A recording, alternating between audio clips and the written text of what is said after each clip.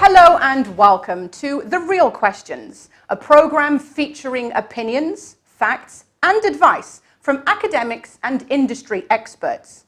I am your host, Dawn Franklin, and today we will be discussing globalization, mergers and acquisitions, and the trade industry. So I would like to start off by introducing my panelists for the day, Dr. Vic Ben-Yenna, organizational psychologist and labor market researcher, and Dr. Nikola Perovic, post-acquisition strategist and international business professor. Welcome to The Real Questions. Thank you.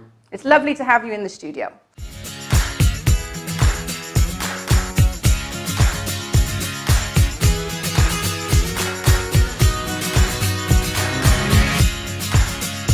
I think the best place for us to start today is naturally COVID-19. Is this the end or a new beginning for the trade industry? Should I start? You can take the floor to start with. So, definitely not the end. As you know, international trade is some of the oldest industries in the world. But definitely, I believe we will have a reset of international trade. We will have a lot of changes because if we look economically, both supply side and demand side have been changed. We will have to restructure many positions from the company perspective, but also from macro perspective of the country. And also what I believe this crisis will ask for very big transformation of global institutions, especially I'm talking about World Trade Organization. Lovely. And Dr. Vic?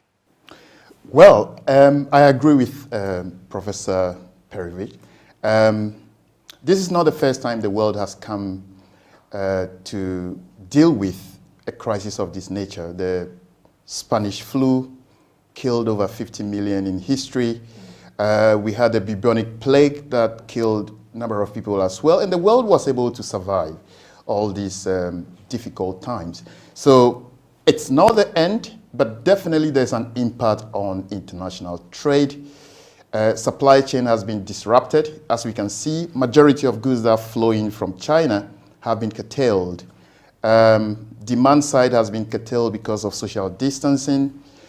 People aren't able to go out to purchase things anymore. So there is a bit of problem with aggregate demand.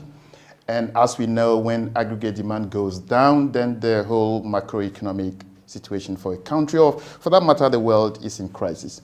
So I would suggest that the world authorities have to put some measures in place much more quickly than they are doing right now to deal with the crisis.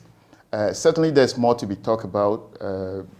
This COVID-19 is unexpected. No one saw it coming. And therefore, its effect is quite catastrophic. So it's not the end, but there's definitely some changes ahead. Yes, certainly.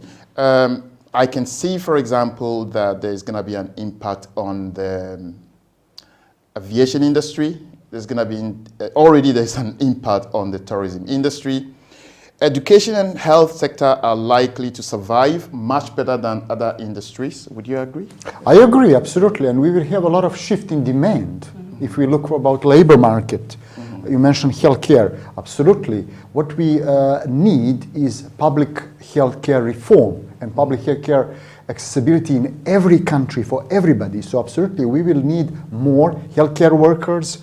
Also, I believe that we will need more teachers, more education professionals.